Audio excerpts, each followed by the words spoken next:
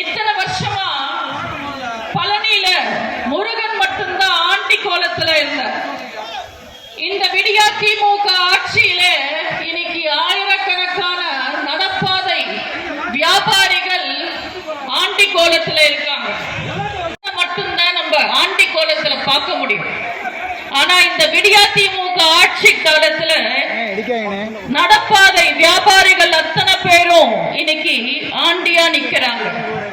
ஓரமா கடைய போட்டு ஒருவேளை சாப்பாட்டுக்காவது வரும்னு நினைச்சு வியாபாரம் செஞ்சிட்டு இருந்த ஏழை வியாபாரிகள் இன்னைக்கு எல்லாத்தையும் இழந்து நடு ரோட்ல நிக்கிறாங்க. அத்தனை கடைகளும் இடிச்சுட்டாங்க.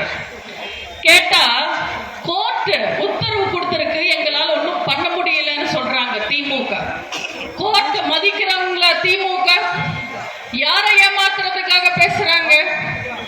கோர்ட் உங்க அமைச்சர் பொன்முடிய குற்றவாளின்னு தீர்ப்பு கொடுத்துருச்சு, அரெஸ்ட் பண்ணி உள்ள போட வேண்டியது தானே.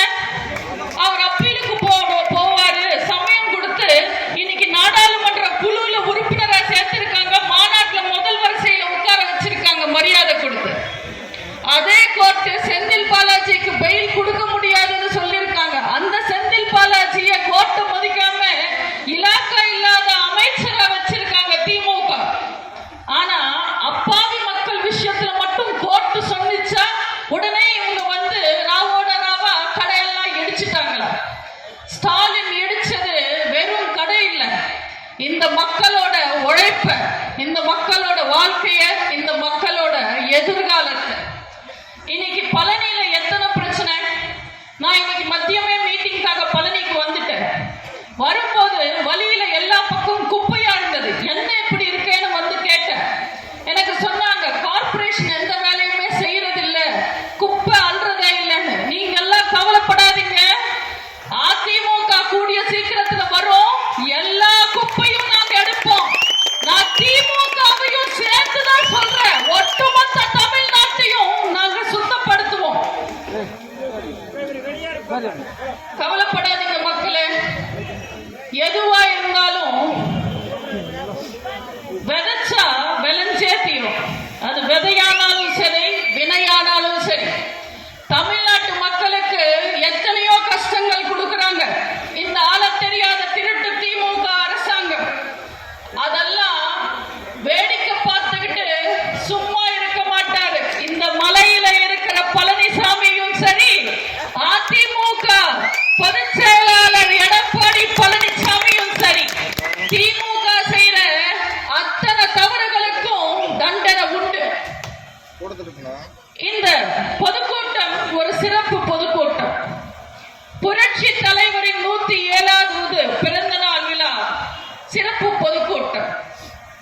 எல்லா மனிதர்களுக்கும் மரணம் 2 முறை வரும், ஒரு முறை வரும். எல்லா மனிதர்களுக்கும் மரணம் 2 முறை வரும். ஒண்ணு மூச்சு நிற்கும் போது, அது உடல் ரீதியான மரணம். இன்னொன்னு அந்த மனுஷனை பத்தி பேசிக்கிட்டே இருக்கிற கடைசி மனுஷன் இறக்கும் போதுதான் வரும். அப்படி பார்க்கும்போது நம்ம புரட்சி தலைவர் பொன்மன செம்மலுக்கு மரணமே கிடையாது. அவர் காலத்தையும் வென்றவர். நம்ம புரட்சி தலைவரோட ஆட்சியும் அவர் செஞ்ச தர்மங்களும் இந்த உலகம் இருக்கிற வரைக்கும் அவரை புகழோட வாழ வைக்கும். நம்ம புரட்சி தலைவர் பொன்மன செம்மல் அவர்களோட ஆட்சி காலத்துல சொல்லிக்கிற மாதிரி எந்த திட்டங்களும் வரலன்னு பொய்யான பொருளைய கிளப்பிருக்காங்க இந்த ஆள தெரியாத திமுக காரங்க. ஆள தெரியாத திமுகக்கு நம்ம பொன்மன செம்மல் ஆட்சி பத்தி எப்படி தெரியும்? 100 கோடி 200 கோடின்னு செலவு பண்ணி போலி விளம்பரங்கள் கொடுக்கிறது மட்டுமே தெரிஞ்சவங்க திமுக. ஆனா 40 வருஷத்துக்கு முன்னாடி 100 கோடி செலவு பண்ணி 64 லட்சம் மாணவர்களுக்கு சத்துணவு சாப்பாடு போட்டவர் புரட்சி தலைவர். அந்த திட்டத்துக்காக மத்திய அரசாங்கத்தை அரிசி கேட்டாரு புரட்சி தலைவர். இந்திரா காந்தி அம்மையார் இல்லன்னு சொல்லிட்டாங்க.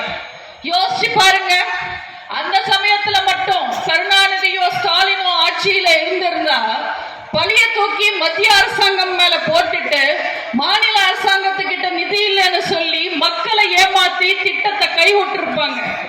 ஆனா நம்ம புரட்சி தலைவர் மாநில அரசோட நிதியை வச்சே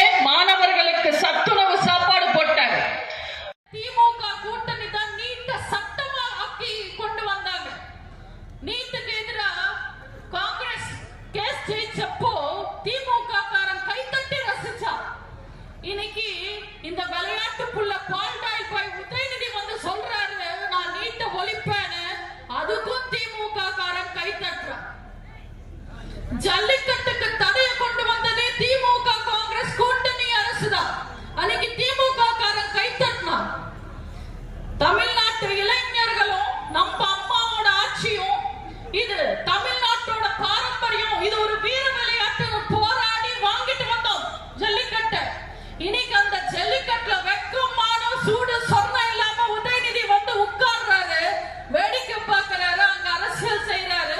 இதையும் பார்த்து திமுக காரன் கை தட்டும். என் மகன் அரசியலுக்கே வரமாட்டாரு ஸ்டாலின் சொன்னாரு, அதுக்கு திமுக காரன் கை தட்டினா, இன்னைக்கு அதே மகனை எம்எல்ஏ ஆக்கி அமைச்சராக்கி நாளைக்கு நான் துணை முதல்வர் ஆக்க போறேன்னு சொல்றாங்க, அதுக்கும் திமுக காரன் கை தட்டுறான். இப்படி எதுக்கு தட்டுறோனே தெரியாம கருணாநிதி குடும்பத்துக்கு கை தட்டிக்கிட்டு காலம் ஓட்டுற ஒரு அப்பாவி அடிமைங்கதான் இந்த ஊபிஸ். நீங்க யோசிச்சு பாருங்க, திருக்குவளையில கருணாநிதி பிறக்கும் போது ஒரு தெரு பாய், தெருவுல சுத்திக்கிட்டு இருந்த பையன்.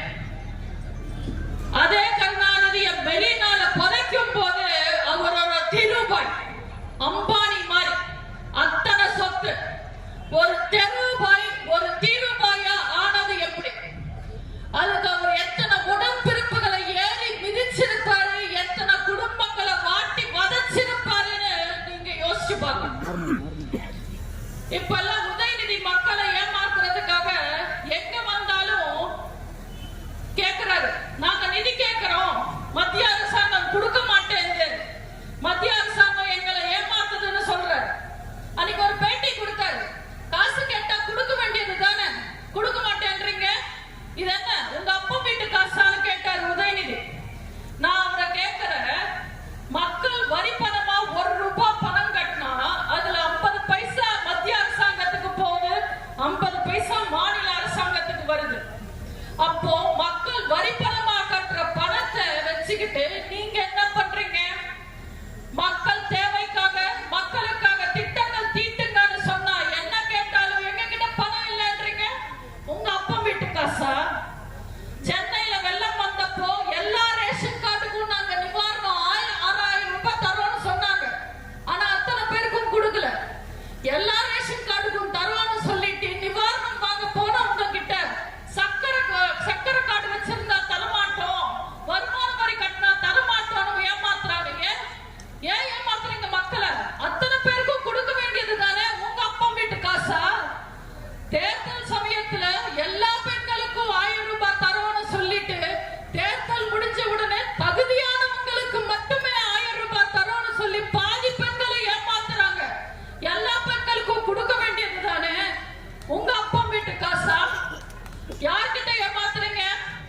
வெள்ளத்துல சேதம் அடைஞ்ச ஸ்கூல்ஸ் எல்லாத்துக்குமே சேர்த்து 2 கோடி நிதி ஒதுக்குறாங்க. ஃபார்முலா ரேஸ் கார் பந்தயத்துக்கு 40 கோடி நிதி ஒதுக்குறாங்க. எதுக்கு? எப்படி?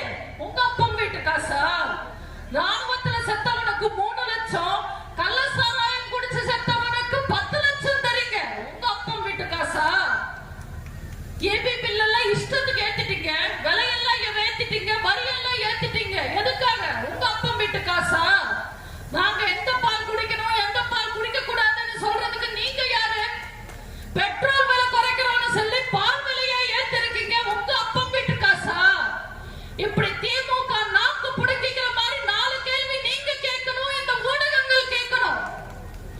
ஊடகங்கள் மட்டும் இந்த திமுகவோட அவலங்களை ஊருக்கு உண்மையா எடுத்து சொன்ன அந்த நிமிஷமே திமுகவோட கதை முடிஞ்சிடும்.